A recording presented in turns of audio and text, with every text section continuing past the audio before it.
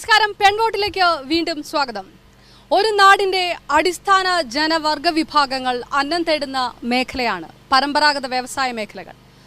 കശുവണ്ടി മേഖലയായാലും കയർ മേഖലയായാലും കൈത്തറി വ്യവസായ മേഖലയായാലും ഒക്കെ തന്നെ ആശ്രയിച്ചു ജീവിക്കുന്നവരിൽ 80% സ്ത്രീകളാണ്. നമ്മുടെ പരമ്പരാഗത വ്യവസായ മേഖലകൾക്ക് എന്താണ് സംഭവിക്കുന്നത്? ഈ തെരഞ്ഞെടുപ്പ് അടുക്കുമ്പോൾ അതുമായി ബന്ധപ്പെട്ട് നിൽക്കുന്ന സ്ത്രീ വിഭാഗങ്ങൾ എങ്ങനെയാണ്, എന്ത് ചോദ്യമാണ് രാഷ്ട്രീയ പാർട്ടികളോട് ചോദിക്കുക? കശുവണ്ടിയും കയറും കൈത്തറിയും തകർന്നാൽ ആര് രക്ഷിക്കും ഗ്രാമീണ ജനതയെ?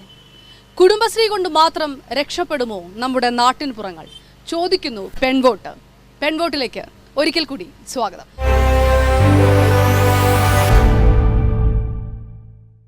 നമുക്കൊപ്പം ചേരുന്നു കോൺഗ്രസ് നേതാവ് കൃഷ്ണവേണി ശർമ്മ, CPM നേതാവ് പ്രസന്ന ഏണസ്റ്റ്, അതോടൊപ്പം തന്നെ BJP നേതാവ് ശ്രീമതി ശൈലജ. ആദ്യം ശ്രീമതി പ്രസന്ന ഏണസ്റ്റ്, കഴിഞ്ഞ UDF സർക്കാർ അധികാരത്തിലിരുന്നപ്പോൾ ഏറ്റവും കൂടുതൽ സമരങ്ങൾ, ഒരു പക്ഷേ ഏറ്റവും കൂടുതൽ സമരങ്ങളും CPM പ്രമേയം പാസാക്കുകയും ജില്ലാ ഘടകം ഏറ്റവും കൂടുതൽ ശബ്ദമുയർത്തുകയും എല്ലാം ചെയ്തത് പരമ്പരാഗത വ്യവസായ മേഖലകൾക്ക് വേണ്ടിയാണ്. കൃത്യമായ രീതിയിൽ UDF അവഗണിക്കുന്നു കശുവണ്ടി വ്യവസായ മേഖലയെ. കൊല്ലത്ത് നിന്ന് ചോദിക്കുമ്പോൾ എടുത്തു പറയേണ്ടതാണ്, അടിസ്ഥാന പരമ്പരാഗത വ്യവസായ മേഖലകൾക്ക് സംഭവിച്ച പ്രശ്നങ്ങളെക്കുറിച്ച് വാതോരാത്ത പറഞ്ഞ ഒരു സർക്കാരാണ്. എത്രത്തോളം ഈ 1000 ദിവസങ്ങൾ കഴിയുമ്പോൾ എത്രത്തോളം മുന്നോട്ട് പോകാൻ കഴിഞ്ഞു? എത്രത്തോളം പ്രശ്നങ്ങൾ പരിഹരിക്കാൻ കഴിഞ്ഞു? നമ്മുടെ ഇന്ത്യ രാജ്യത്ത് അനുവർത്തിച്ചു വരുന്ന സാമ്പത്തിക നയമുണ്ട്. ആ തെറ്റായ സാമ്പത്തിക നയത്തിൻ്റെ ഭാഗമായിട്ടാണ് നമ്മുടെ കേരളത്തിലടക്കം പരമ്പരാഗത മേഖലകൾ തന്നെ തകർന്നടിഞ്ഞുകൊണ്ടിരിക്കുന്നത്. ഇത് നമ്മുടെ ഇന്ത്യയിലുള്ള മുഴുവൻ പരമ്പരാഗത മേഖലയെല്ലാം മുഴുവൻ വ്യവസായ സ്ഥാപനങ്ങളും അതുപോലെ കാർഷിക രാജ്യമായി ഇന്ത്യയെ സംബന്ധിച്ച് നമ്മുടെ കാർഷിക മേഖലയെല്ലാം പരിശോധിക്കപ്പെടുമ്പോൾ ഈ ചോദ്യം ഇന്ന് നമ്മുടെ മുന്നിൽ ചോദ്യമായിട്ട് തന്നെ നിൽക്കുകയാണ്. കാരണം ഇപ്പം ഈ നേരത്തെ സൂചിപ്പിച്ചതുപോലെ കശുവണ്ടി മേഖല നമ്മുടെ ജില്ലയിൽ ഏറ്റവും കൂടുതൽ സ്ത്രീകൾ പണിയെടുക്കുന്ന മേഖലയാണ്. കഴിഞ്ഞ UDFൻ്റെ കാലത്ത് നിരവധി സമരങ്ങൾ നടന്നു എന്ന് പറയുമ്പോൾ UDFൻ്റെ കാലത്തൊന്നും നടന്നില്ല എന്ന് തെളിവുണ്ടല്ലോ. പക്ഷേ ആ ഒന്നും നടക്കാത്ത കാലത്തു നിന്നും നമ്മുടെ കൊല്ലം ജില്ലയിൽ ഇന്ന് കശുവണ്ടി മേഖലയുമായി ബന്ധപ്പെട്ടുകൊണ്ട് ഈ കഴിഞ്ഞ 1000 ദിവസത്തിനകത്ത് വെച്ചുകൊണ്ട് ആ മേഖലയിൽ എന്നുവെച്ചാൽ ആയിരക്കണക്കിന് സഹോദരിമാർ ആ കശുവണ്ടി തൊഴിലാളികളാണ്. അപ്പം ഈ ഗവൺമെൻറ് പറഞ്ഞിട്ടുള്ള വാക്കുകൾ, പ്രകടന പത്രികയിൽ പറഞ്ഞിട്ടുള്ള കാര്യങ്ങൾ അക്ഷരം പ്രതി നടപ്പിലാക്കിക്കൊണ്ടിരിക്കുകയാണ്. അതിൻ്റെ ഭാഗമായിട്ടാണ് പൂട്ടിക്കിടന്ന കശുവണ്ടി ഫാക്ടറികൾ UDFൻ്റെ കാലത്തെ പൂട്ടിക്കിടന്നതാണ്. ഈ ഗവൺമെൻറ് ജനങ്ങളോട് പറഞ്ഞു, ഞങ്ങൾ അധികാരത്തിൽ വന്നാൽ ഈ കശുവണ്ടി ഫാക്ടറികളെല്ലാം തുറന്ന് പ്രവർത്തിക്കാൻ നിങ്ങൾക്ക് ആവശ്യമായിട്ടുള്ള തൊഴിൽ ദിനങ്ങൾ കിട്ടും.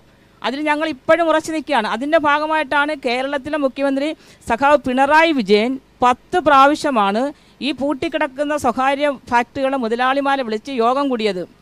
അതിനുശേഷം അതുപോലെ തന്നെ 10 പ്രാവശ്യം, അതേ 10 പ്രാവശ്യം തന്നെ ഈ ബാങ്കുകളെ വിളിച്ചുകൊണ്ട് അവരുടെ യോഗം നടത്തി. ഇപ്പോൾ അവസാനം മനസ്സിലാക്കാൻ കഴിഞ്ഞത് നമ്മുടെ ഈ മറ്റ് വിദേശ രാജ്യങ്ങളിൽ നിന്നും കശുവണ്ടി ഇറക്കുമതി ചെയ്യുകയാണ് നമ്മുടെ സംസ്ഥാനത്തേക്ക്. നമ്മുടെ സംസ്ഥാനത്ത് മതിയായിട്ട് അത് കിട്ടുന്നില്ല. അപ്പോൾ ആ സംസ്ഥാനത്തേക്ക് ഇറക്കുമതി ചെയ്യുമ്പോൾ കേന്ദ്ര ഗവൺമെൻറ്, നരേന്ദ്രമോദിയുടെ ഗവൺമെൻറ്റാണ് ആ ഇറക്കുമതി ചുങ്കം വർദ്ധിപ്പിച്ചു, 9% വർദ്ധിപ്പിച്ചു. അപ്പോൾ ആര് പിന്മാറി? കശുവണ്ടി ഇറക്കി പണിയെടുത്ത് തൊഴിലാളികൾക്ക് കൂലി കൊടുത്തുകൊണ്ട് അതിൽ നിന്ന് ലാഭമുണ്ടാക്കി എന്നുള്ള മുതലാളിമാരുടെ അവരുടെ ലക്ഷ്യം അതാണ്. മുതലാളിത്തത്തിൻ്റെ ലക്ഷ്യം ലാഭമാണ് എന്ന് പറയുന്നത്, ലാഭത്തിന് വേണ്ടി മാത്രമല്ല. പക്ഷേ ഈ ഇറക്കുമതി ചുങ്കം വർദ്ധിപ്പിച്ചപ്പോൾ അവർ പിന്മാറുകയാണ്. അപ്പോൾ പിന്മാറി കഴിഞ്ഞപ്പോൾ കശുവണ്ടി ഫാക്ടറികൾ പൂട്ടപ്പെട്ടു. ആ കശുവണ്ടി ഫാക്ടറികൾ പൂട്ടപ്പെട്ടതിൻ്റെ ഫലമായിട്ട് നമ്മുടെ ഗവൺമെൻറ് വന്ന ശേഷം 10,000 ടൺ കശുവണ്ടിയാണ് ഇന്ന് ഗവൺമെൻറ്റിൻ്റെ കീഴിലുള്ള ഫാക്ടറികൾ സംഭരിച്ചിട്ടുണ്ട്. എന്നിട്ട് ഇന്ന് ഈ സ്വകാര്യ മുതലാളിമാരെ വിളിച്ചുകൊണ്ട് പല പ്രാവശ്യം ചർച്ച ചെയ്തു. എന്തിനു വേണ്ടിയിട്ടാണ്? നിങ്ങൾക്ക് കശുവണ്ടി ഇറക്കാൻ പണമില്ലെങ്കിൽ ഗവൺമെൻറ് തൊഴിലാളിക്ക് വേണ്ടിയാണ് ഈ 10,000 ടണ്ണ് ഇറക്കി വെച്ചിട്ടുള്ളത്. അത് കൊടുക്കാൻ തയ്യാറാണ്. അതുപോലെ 250 കോടി രൂപയാണ് ഈ സ്വകാര്യ മുതലാളിമാർ ബാങ്കിൽ നിന്ന് ലോൺ എടുത്തിട്ടുണ്ട്. ആ ലോണിൻ്റെ പലിശ കൊടുക്കണം. ആ പലിശയുമായി ബന്ധപ്പെട്ട് അവർക്ക് കൊടുക്കാൻ പൈസ ഇല്ല. അതുകൊണ്ട് ഞങ്ങൾക്ക് ബാങ്ക് ലോൺ തരത്തില്ല, കശുവണ്ടി എടുക്കാൻ കഴിയത്തില്ല എന്ന് ബഹുമാന്യനായ മുഖ്യമന്ത്രി വിളിച്ച യോഗത്തിൽ അത് സൂചിപ്പിച്ചപ്പോൾ ഈ ഗവൺമെൻറ്, ഇന്ത്യയിലെ ഗവൺമെൻറ് തൊഴിലാളികൾക്ക് വേണ്ടി ഏത് സംസ്ഥാനത്ത് നടപ്പിലാക്കിയിട്ടുള്ളത്? ഈ ഗവൺമെൻറ്റാണ് 250 കോടി രൂപ എടുത്ത് പ്രത്യേകം മാറ്റിവെച്ചുകൊണ്ട് ആ മുതലാളിമാരുടെ, സ്വകാര്യ മുതലാളിമാരുടെ ബാങ്കിൻ്റെ പലിശ അടയ്ക്കുവാനുള്ള തീരുമാനമെടുത്തുകൊണ്ട് മുന്നോട്ട് വന്നിട്ടുള്ളത്. ആ തൊഴിലാളികളെ സംബന്ധിച്ച് ഇത് ഗവൺമെൻറ് എന്തിനങ്ങനെ ചെയ്ത്? സ്വകാര്യ മുതലാളിമാർക്ക് പലിശ അടയ്ക്കാൻ കഴിയത്തില്ല, ഞങ്ങൾ പൂട്ടിക്കിട്ടേക്കുമെന്ന് പറഞ്ഞപ്പോഴാണ് തൊഴിലാളിക്ക് വേണ്ടിയാണ് ഇത് ചെയ്തത്. അതിൻ്റെ കൂടെ ഗവൺമെൻറ് ഇപ്പം എന്താണ് പറഞ്ഞത്? ഇനിയും ഗവൺമെൻറ് കാത്തിരിക്കുകയാണ്. ഈ മുതലാളിമാർ ഇതൊരു പിടിവാശിയായിട്ട് ഇരുന്ന് കഴിഞ്ഞാൽ ഗവൺമെന്റ് ഏറ്റെടുക്കാൻ Right. തീരുമാനിച്ചിരിക്കുന്നത്. ഞാൻ തിരികെ കാപെക്സ് വരാം. Corporation Yes. അടക്കം ഞാൻ തിരികെ ഏറ്റവും വരാം. കൂടുതൽ തൊഴിൽ ഞാൻ തിരികെ കൊടുത്തുകൊണ്ടിരിക്കുന്ന വരാം. ഗവൺമെന്റ് ആണ്. President Ernest Krishnaveni Sharma UDF ഭരിച്ചുകൊണ്ടിരുന്നപ്പോൾ ഇതേ വിഷയങ്ങൾ തന്നെ കശുവണ്ടി മേഖല 3 ലക്ഷത്തിലധികം പേർ ജോലി ചെയ്യുന്ന കശുവണ്ടി മേഖലയിലെ പ്രശ്നങ്ങൾ പരിഗണിക്കാതെ വിദേശത്ത് മന്ത്രിമാർ ധൂർത്ത് നടത്താൻ പോയിരിക്കുകയാണ് എന്ന് ആരോപിച്ച പാർട്ടിയാണ് ഇപ്പോൾ ഭരിക്കുന്നത്. ഇപ്പോൾ പറയുന്നത് കേന്ദ്ര സർക്കാരിന്റെ നയം കൊണ്ട് ഇപ്പോഴും പ്രശ്നങ്ങൾ ബാക്കി നിൽക്കുന്നു എന്നാണ്. കോൺഗ്രസ് എങ്ങനെ പ്രതികരിക്കും? ഒരിക്കലും ഈ പറഞ്ഞത് ശരിയല്ല. നമുക്കറിയാം, തൊഴിലാളികളുടെ, പ്രത്യേകിച്ച് കശുവണ്ടി തൊഴിലാളികളുടെ പേര് പറഞ്ഞാണ് ഈ സർക്കാർ അധികാരത്തിൽ വന്നത്. കശുവണ്ടി തൊഴിലാളികളുടെ നേതാവായിരുന്നു ശ്രീമതി മേഴ്സിക്കുട്ടിയമ്മ. അതേ വകുപ്പ് തന്നെ ഇപ്പോൾ ഭരിക്കുന്നു. ശരിക്കും UDF ഭരണത്തിലിരിക്കുമ്പോൾ 894 ദിവസത്തെ തൊഴിൽ 4.5 വർഷക്കാലം കൊടുത്തിട്ടുണ്ട്. എന്നാൽ ഈ 1000 ദിനങ്ങൾ തികച്ചപ്പോൾ ശരിക്കും കശുവണ്ടി തൊഴിലാളികൾക്ക് 341 ദിവസത്തെ തൊഴിൽ മാത്രമേ കിട്ടിയിട്ടുള്ളൂ. അതുതന്നെ എന്തൊരു വ്യത്യാസമാണ്. ഇവരുടെ കൂലിയെക്കുറിച്ച് പറയുകയാണെങ്കിൽ ശരിക്കും ഈ കശുവണ്ടി തൊഴിലാളികൾക്ക് ഒരു തരത്തിലുമുള്ള നിയമം ലഭിക്കുന്നില്ല. അത് നടത്തണമെങ്കിൽ തന്നെ സർക്കാർ അതിനകത്ത് കാര്യമായിട്ട് ഇടപെടുന്നില്ല. ഒരു കശുവണ്ടി തൊഴിലാളിക്ക് 1 കിലോ തൊണ്ട് തല്ലി എടുക്കുന്നതിന് 36 രൂപ 33 പൈസയാണ് നിലവിൽ അവർക്ക് കൂലി ചാർജ് ചെയ്തിരിക്കുന്നത്.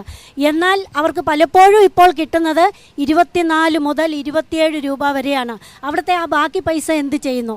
അതുപോലെ തന്നെ ഒരു പീലിംഗ് തൊഴിലാളിക്ക് 46 രൂപ മുതൽ 46 രൂപ 30 പൈസയാണ് അവരുടെ കൂലി.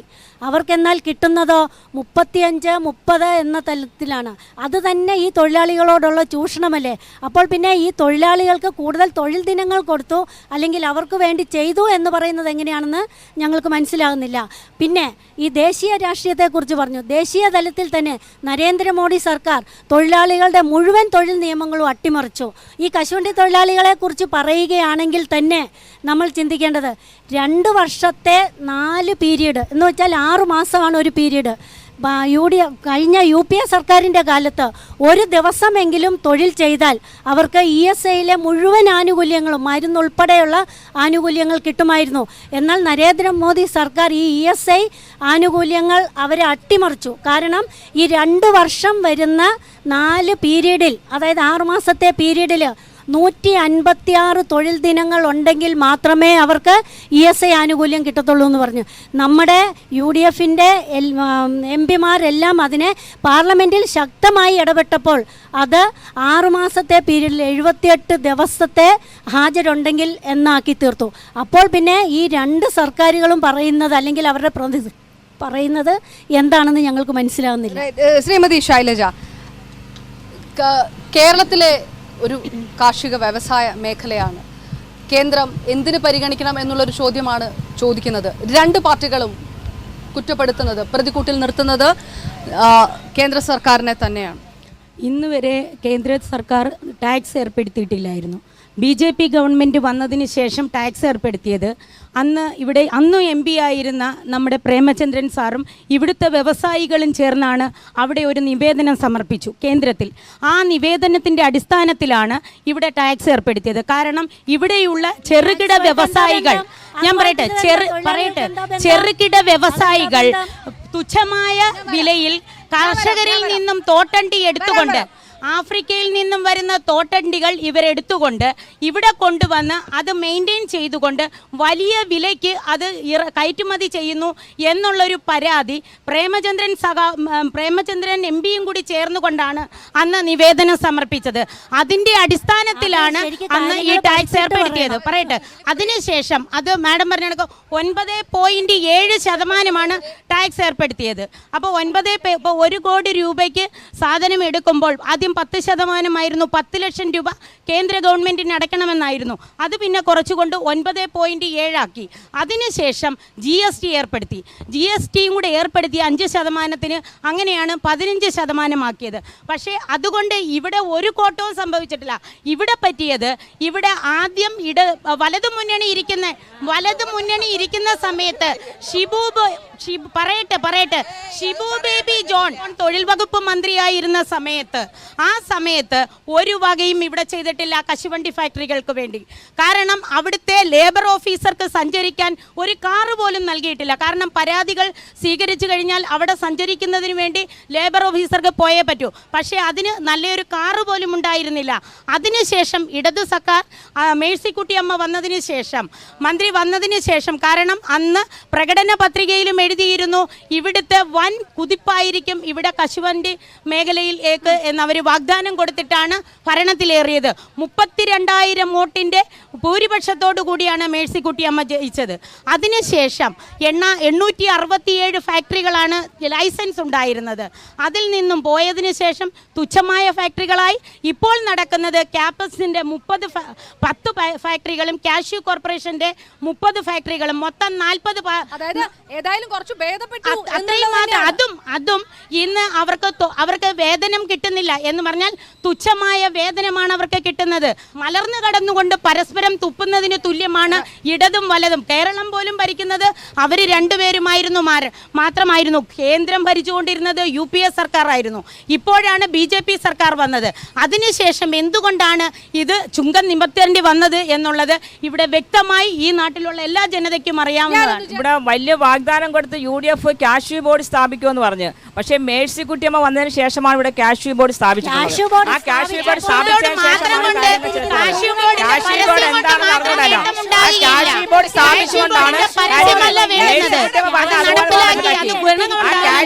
വന്നതിന്റെ അടിസ്ഥാനത്തിലാണ് കാഷ്യൂ ബോർഡ് സ്ഥാപിക്കുമെന്ന് പറഞ്ഞ അത് വാഗ്ദാനം നിറവേറ്റിയിട്ടുണ്ട്. ആ കാഷ്യൂ ബോർഡിലൂടെ ബോർഡ് വന്നതുകൊണ്ട് തൊഴിലാളികളുടെ പ്രശ്നം മൊത്തം തീർന്നു.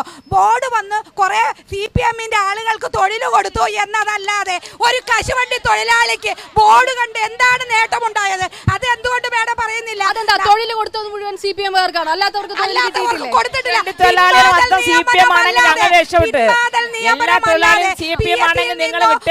ഇതര രീതിയിൽ കാഷ്യൂ ബോർഡിൽ നടക്കുന്നത് പിൻവാതിൽ നിയമനം മാത്രമാണ് എന്ന് പറയുകയും അത് ഇപ്പൊ കുടുംബശ്രീ പോലെ അതൊരു വേറെ രീതിയിലേക്ക് മാറ്റിയെടുക്കുകയാണ് ഇടതുപക്ഷം എന്നുള്ളൊരു ആരോപണം ഉന്നയിക്കുകയും ചെയ്യും. കാഷ്യൂ ബോർഡിൽ നടക്കുന്നത് പിൻവാതിൽ നിയമനം അഴിമതിയാണെങ്കിൽ കേരള ഗവൺമെന്റ് അല്ലേ ഇവിടെ ഉള്ള, നിങ്ങൾ ഇവിടുത്തെ ഇവിടെ കൊടുക്കണ്ട, നിങ്ങൾ ക്രൈംബ്രാഞ്ചിലോണ്ട് അവിടെ അഴിമതി നടക്കുന്നു പറ, ഞങ്ങൾ തയ്യാറാണ്. നിങ്ങൾ എവിടെ വേണേലും കൊണ്ടുകൊടുന്ന അഴിമതി നടക്കുന്നു എന്ന്, അഴിമതി നടക്കുന്നെങ്കിൽ നിങ്ങൾക്ക് ഇവിടുത്തെ പോലീസിന് വിശ്വാസമില്ല, ഗവൺമെന്റിന് വിശ്വാസമില്ല. അഴിമതി നടക്കുന്നല്ലോ, നിങ്ങൾ വേറെ എവിടെ ഏതെങ്കിലും വകുപ്പിന് കൊടുക്കുക. നിങ്ങൾ അഴിമതി ഉണ്ടെങ്കിൽ കേസ് കൊടുക്കുക, അഴിമതിക്കെതിരെ കേസ് കൊടുക്കുക. അത് രാഷ്ട്രീയ ആരോപണമായിട്ട് ഞാൻ കണക്കാക്കുന്നുള്ളൂ. അഴിമതി ഉണ്ടെങ്കിൽ നിങ്ങൾ എവിടെ വേണേലും കേസ് കൊടുക്കുക. ഈ കോർപ്പറേഷനിൽ മാത്രമല്ല തൊഴിലാളി, ഈ സാധാരണക്കാർ ഒരു കുറച്ച് തുച്ഛമായ ആൾക്കാർ മാത്രമേ കോർപ്പറേഷനിൽ ജോലി ചെയ്യുന്നുള്ളൂ.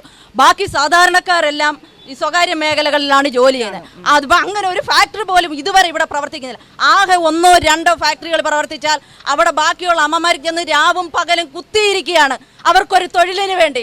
അവർക്ക് ഒരു നേരത്തെ ഒരു ദിവസമെങ്കിലും തൊഴിൽ തരണമെന്ന് പറഞ്ഞാണ് അവർ കുത്തിയിരിക്കുന്നത്. പക്ഷേ ഈ സർക്കാർ വോട്ട് മേടിച്ച് ജയിച്ചത് അവർക്ക് തൊഴിൽ കൊടുക്കാം, അവർക്ക് എന്നും കശുവണ്ടി മേഖലയ്ക്ക് ജോലി കൊടുക്കാമെന്ന് പറഞ്ഞാണ്. അത് വിശദീകരിക്കുന്നു. പ്രവർത്തിച്ചിട്ടുണ്ടോ? അതാണ് 10 തവണ ചർച്ച നടത്തിയിരിക്കുന്നു മുഖ്യമന്ത്രി. അല്ല, 10 തവണ ചർച്ച നടത്തിയിരിക്കുന്നു മുഖ്യമന്ത്രി എന്ന് പറയുന്നു. സ്വകാര്യ വ്യക്തികൾക്കാണ് കടം തീർക്കാൻ കൊടുത്തത്. അവരിപ്പോ എന്ത് ചെയ്യുന്നു? അവര് കുടിൽ വ്യവസായം നടത്തുന്നു. എന്റെ പ്രിയ സഹോദരി, ഞാൻ പറഞ്ഞത് ഗവൺമെന്റിന്റെ നയമാണ്. ഒരു തൊഴിലാളിക്ക് വേണ്ടി ആ മുതലാളിമാർക്ക് കടത്തിനെന്ന് പറഞ്ഞപ്പോൾ ആ മുതലാളിമാരെ സഹായിച്ചുകൊണ്ട് തൊഴിലാളിക്ക് തൊഴിൽ ലഭിക്കുന്നതിനാണ് ഗവൺമെന്റ് ചെയ്തത്. ഇവിടുത്തെ കുത്തക മുതലാളിമാരെ സഹായിക്കുന്നവർ ഞങ്ങളുടെ പാർട്ടിയില്ല. പക്ഷേ ഇവിടുത്തെ തൊഴിലാളിയെ രക്ഷിക്കാൻ ഞങ്ങൾ പറഞ്ഞ വാക്ക് പാലിക്കാനാണ്. സഹോദരി, നിങ്ങൾക്ക് തൊഴിൽ കൊടുക്കുന്നതിന്റെ ആവശ്യം സ്വകാര്യ മുതലാളിമാരെ സംബന്ധിച്ച് അവർ മുന്നോട്ട് വരുന്നില്ലെങ്കിൽ നമ്മൾ സമയം കൊടുത്തുകൊണ്ട് അത് ഗവൺമെന്റ് ഏറ്റെടുത്തുകൊണ്ട് ഈ പാവപ്പെട്ട സഹോദരിമാർക്ക് ജോലിയില്ലാത്ത അമ്മമാർക്കും സഹോദരിമാർക്കും ജോലി കൊടുത്തിരിക്കും. യാതൊരു സംശയമില്ല.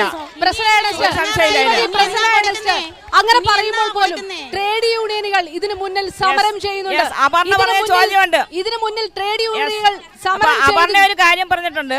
ഇതിന് ഇത്തരത്തിലുള്ള തൊഴിലിന്റെ കൂലിയുമായി ബന്ധപ്പെട്ട് ട്രേഡ് യൂണിയനല്ലേ CIT മുമ്പിൽ വരാം. നിങ്ങൾ ആരാ കൂടെ വരുന്നത്? തൊഴിലിന് വേണ്ടിയിട്ട് മുദ്രാവാക്യം വിളിച്ച് ഞങ്ങൾ കൊണ്ടുവരാം. ശ്രീമതി പ്രസിഡന്റ് CIT സമരം ചെയ്യുന്നു. CIT സമരം ചെയ്യുന്നു. ഭരണവും സമരം ഒരുമിച്ചാണ്.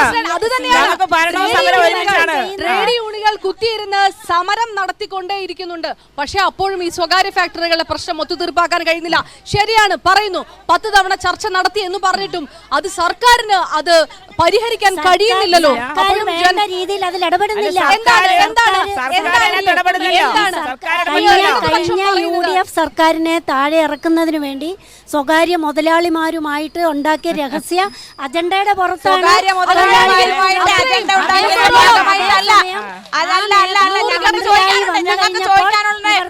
പ്രേമചന്ദ്രൻ MP ആണല്ലോ, അദ്ദേഹം ഇവിടുത്തെ മുതലാളിമാരുടെ കമ്പനികളുമായി എന്ത് ചർച്ചയാണ് ഉണ്ടാക്കിയത്? എന്താണ് പ്രേമചന്ദ്രൻ 5 വർഷം ഇവിടുത്തെ MP ആയിരുന്നല്ലോ, അദ്ദേഹം എന്താണ് ഈ മുതലാളിമാരുമായി ചർച്ച നടത്താൻ തയ്യാറായത്? UDFന്റെ സ്ഥാനാർത്ഥിയാണ് നിവേദനം കൊടുത്ത് ഈ പ്രശ്നം ഉണ്ടാക്കിയെന്നുള്ള മനസ്സിലായി. ഈ കശുവണ്ടി മേഖല പ്രശ്നങ്ങൾ ഉണ്ടാക്കുന്നതിന് നിവേദനം കൊടുക്കാൻ പോയത് ഇവിടുത്തെ MP ആലോ, ഇപ്പോഴത്തെ UDF സ്ഥാനാർത്ഥിയല്ലോ. ഞങ്ങൾ ആരുമല്ല. MP ആണല്ലോ മുതലാളിമാരുടെ കമ്പനികൾ തുടങ്ങുവാൻ ചർച്ചയ്ക്ക് അനുകൂലമാക്കി കൊണ്ടുവരാതെയും എന്ത് ഭരണമാണ് 5 വർഷം കൊണ്ട് ഇവിടുത്തെ MP കശുവണ്ടി തൊഴിലാളികൾക്ക് ചെയ്തതെന്ന് വ്യക്തമായിട്ട് പറയണം. എന്താണ് കശുവണ്ടി തൊഴിലാളികൾക്ക് വേണ്ടി ചെയ്യാൻ കഴിയുന്നത്? ഇവിടുത്തെ കശുവണ്ടി തൊഴിലാളികൾ 40ഓളം കോർപ്പറേഷൻ കമ്പനികൾ പ്രവർത്തിക്കുന്നത് ഈ ഗവൺമെന്റിന്റെ ഒത്താശ കൊണ്ടാണ്. മേയറോടാണ് എന്റെ ചോദ്യം. ഇവിടെ കയർ മേഖല അമ്പേ താറുമാറായി കിടക്കുകയാണ്. ഈ 1000 ദിവസം പിന്നിട്ടപ്പോൾ നിങ്ങൾ അതിന്റെ വലിയ ഒരുപാട് കോടി രൂപകൾ ചെലവഴിച്ചെന്നാണ് എൻ്റെ അറിവ്, എൻ്റെ പരിമിതമായ അറിവിൽ നിന്ന് അറിയാൻ കഴിഞ്ഞത്. അതിൻ്റെ പബ്ലിസിറ്റി നടത്തിയത് ഈ കയർ മേഖല ഇത്രയും അധപതിച്ചിട്ട് അവർക്ക് വേണ്ടി 1000 ദിവസത്തിനുള്ളിൽ നിങ്ങൾ എന്തു ചെയ്തു? ഇപ്പൊ KSRTC വീണ്ടും അവർ സമരം തുടങ്ങി. കഴിഞ്ഞ ആഴ്ച അവർക്ക് വാഗ്ദാനം കൊടുത്തു, അവര് സമാധാനപ്പെട്ടു പോയതാണ്. വീണ്ടും അവർ വീണ്ടും സമരത്തിലേക്ക് നയിക്കുന്നു. എന്തിനാണ് ഈ പാവങ്ങളെ ഇങ്ങനെ വിഡ്ഢിവേഷം? കയർ മേഖലയുമായി ബന്ധപ്പെട്ട് കൈത്തറി, കശുവണ്ടി, അതുപോലെ കയർ, ഇതാണ് നമ്മുടെ കൊല്ലം ജില്ലയിലെ പരമ്പരാഗത മേഖല ഏറ്റവും കൂടുതൽ തകർന്നടിഞ്ഞുകൊണ്ട് ഏറ്റവും കൂടുതൽ തൊഴിലാളികൾ പണിയില്ലാതിരിക്കുന്ന ഒരു കാലഘട്ടമാണ്. അതുമായി ബന്ധപ്പെട്ട് എനിക്ക് പറയാം, കയറിൻ്റെ വ്യവസായവുമായി ബന്ധപ്പെട്ട് കയർ നമ്മുടെ ആധുനിക രീതിയിലുള്ള ഉൽപ്പന്നങ്ങൾ ഉണ്ടാക്കിക്കൊണ്ട് ഇന്ന് കയറിന് ഭൂവസ്ത്രമടക്കം കയർ കൊണ്ട് ഭൂവസ്ത്രമടക്കം നിർമ്മിച്ചുകൊണ്ട് ആലപ്പുഴയിൽ നിങ്ങൾ കണ്ടിട്ടുണ്ടോ? ഏറ്റവും ഇരുട്ടിലെ മല ആലപ്പുഴ. അപ്പം നമ്മളിന്ന് കേരളത്തിലാകമാനം ഇത്തരത്തിലുള്ള അല്ലാതെ ആലപ്പുഴ അതിന് കേന്ദ്രമുണ്ട്. അവിടെ ഭൂവസ്ത്രമടക്കം കയറിന്റെ ഉൽപ്പന്നം. പണ്ടത്തെ കൂട്ട് കയറ് വേണ്ടാലോ. ഇപ്പൊ നിങ്ങളുടെ വീട്ടിൽ അഴ കിട്ടുന്ന കയറ് കൊണ്ടാണോ ഇപ്പൊ കയറിന്റെ ആധുനിക ഉൽപ്പന്നങ്ങൾ തമിഴ്നാട്ടിൽ നിന്ന് 5 വർഷം UDF ഭരിച്ചു. കയർ മേഖലയിൽ സ്വകാര്യ ഉൽപാദനം അത് പരിഹരിക്കപ്പെട്ടോ ഈ കാലഘട്ടങ്ങളിൽ? UDF തകർത്തിട്ടതാണ്. UDF ഗവൺമെന്റ് കഴിഞ്ഞ 5 വർഷം തകർത്തതാണ്. ഏറ്റവും കൂടുതൽ കയർ തൊഴിലാളികളുള്ള മേഖലയാണ് പ്രാക്കുളം മേഖലയിലെ തൊഴിലാളികൾ. ഈ സ്ഥലങ്ങളിലേക്ക് വേണ്ടി എന്ത് ചെയ്യാൻ കഴിയും? ആലപ്പുഴ ഒരു ഒറ്റപ്പെട്ട സ്ഥലമാണ്. ആലപ്പുഴയിലെ മാത്രമല്ല, കേരളത്തിലെ വിവിധ ഭാഗങ്ങളിൽ കയർ മേഖലയുമായി ബന്ധപ്പെട്ട് തൊഴിൽ ചെയ്യുന്ന 100 കണക്കിന് അനവധി അമ്മമാരും സഹോദരിമാരുമുണ്ട്. അവർക്ക് വേണ്ടി കേരള സർക്കാരിന് എന്ത് ചെയ്യാൻ പറ്റും? കഴിഞ്ഞ 5 വർഷം UDF ഭരിച്ചപ്പോൾ ഈ പരമ്പരാഗത മേഖല മൊത്തം തകർത്തു. 5 വർഷം ഭരിച്ച UDFന് ഈ പരമ്പരാഗത മേഖല മൊത്തം തകർത്തു. മൻമോഹൻ സിംഗിന്റെ നയങ്ങളാണ്. ആ നയങ്ങളാണ് ഇന്ന് നരേന്ദ്രമോദി തുടങ്ങി വന്നത്. ഈ നയങ്ങളുടെ ഭാഗമായിട്ട് പരമ്പരാഗത മേഖല തകർത്തു.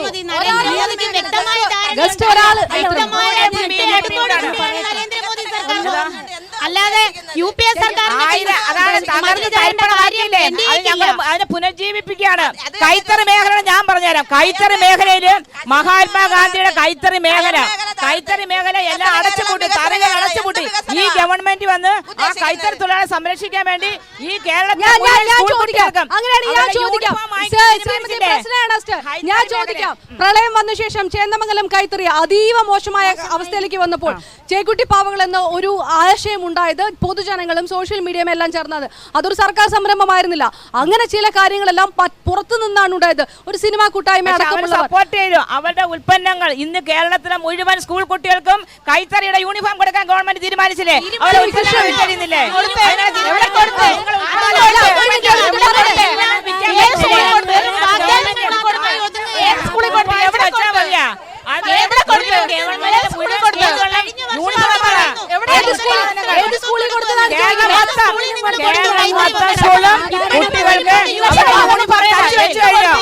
കുട്ടികളുടെ അടുത്ത വർഷത്തെ അക്കാഡമിക് ഇയറുള്ള യൂണിഫോമും പുസ്തകവും വിതരണം ചെയ്തു.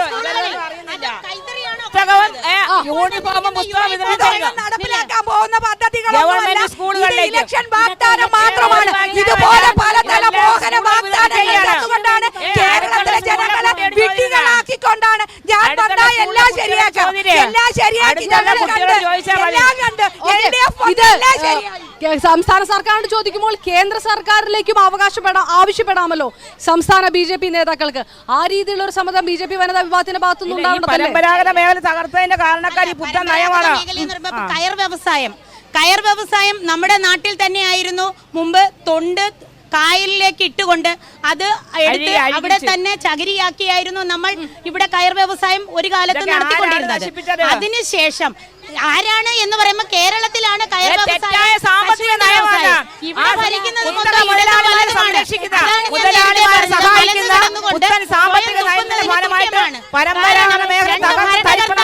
മാറിയിരിക്കുമ്പോൾ ഇവിടുത്തെ ചകിരി പോലും കൊണ്ടുവരുന്നത് തമിഴ്നാട്ടിൽ നിന്നാണ്.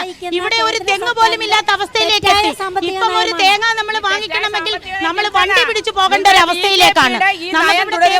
പിന്നെ ഇനി ഇതും പറയുമായിരിക്കാം, കശുവണ്ടി ഇപ്പം നമ്മൾ ആ കശുവണ്ടിയുടെ ഇത് വെച്ച് പിടിപ്പിക്കുന്നത് പോലെ ഇനി തെങ്ങും കൊടുത്തിട്ട് ഇത് വെച്ച് പിടിപ്പിച്ച് തേങ്ങ പിടിക്കുന്ന കാലത്ത് തേങ്ങ അരച്ച് ആഹാരം കഴിക്കുക, അല്ലെങ്കിൽ ചകിരി അതിൽ നിന്ന് ഉൽപ്പാദിപ്പിക്കാൻ പറയുമായിരിക്കും. 15 ലക്ഷം കൊടുക്കാന്ന് ഞങ്ങൾ പറയുന്നില്ല, തെങ്ങ് വെച്ച് പിടിപ്പിക്കാനേ ആകത്തുള്ളൂ. പിണറായി സർക്കാർ എന്തെല്ലാം വാഗ്ദാനങ്ങൾ ചെയ്തിരിക്കുന്നു, അതാണല്ലോ ഇവിടുത്തെ വിഷയം. നിങ്ങളുടെ സർക്കാർ വന്നപ്പോൾ ഇവിടെ കശുവണ്ടി മേഖലയ്ക്ക് ചെയ്യാമെന്ന് നിങ്ങൾ കൊടുത്ത വാഗ്ദാനം ഞങ്ങൾ നിറവേറ്റിയിരിക്കും. ഞങ്ങൾ നടപ്പിലാക്കും. ഇവിടുത്തെ കാശ് കോർപ്പറേഷനിലും കാപ്പക്സിലും തൊഴിലാളിക്ക് ജോലിയില്ലേ? ഗവൺമെന്റിന് ഒറ്റ കാര്യം വ്യക്തമാണ്, ഒരു കാര്യം വ്യക്തമാണ്, രാഷ്ട്രീയത്തിനപ്പുറത്തേക്ക് ഈ വിഷയത്തിനകത്ത് എല്ലാ രാഷ്ട്രീയ പാർട്ടികളും ഇടപെട്ടേ പറ്റുകയുള്ളൂ. തൊഴിലെടുക്കാൻ നമുക്ക് ബംഗാളി വേണം. ആ അവസ്ഥയുള്ള ഒരു സംസ്ഥാനത്ത് ഉള്ള തൊഴിൽ ചെയ്യാൻ ആൾക്കാർക്ക് കഴിയാത്ത ഒരു സ്ഥിതിയും അവർക്ക് ആനുകൂല്യങ്ങൾ കൃത്യമായി ഉറപ്പാക്കേണ്ട ബാധ്യതയും എല്ലാ രാഷ്ട്രീയ പാർട്ടികൾക്കുമുണ്ട്. ആ ഒരു സന്ദേശം കൂടെ നമ്മുടെ ചർച്ചയിൽ വന്നിരിക്കുന്ന വനിതാ വിഭാഗത്തിലെ നേതാക്കൾ കൺവേ ചെയ്യട്ടെ എന്നുകൂടി ഞാൻ പ്രതീക്ഷിക്കുകയാണ്. ഒപ്പം പങ്കെടുത്ത എല്ലാവർക്കും നന്ദി. പെൺവോട്ട് പൂർണ്ണമാവുകയാണ്. നമസ്കാരം.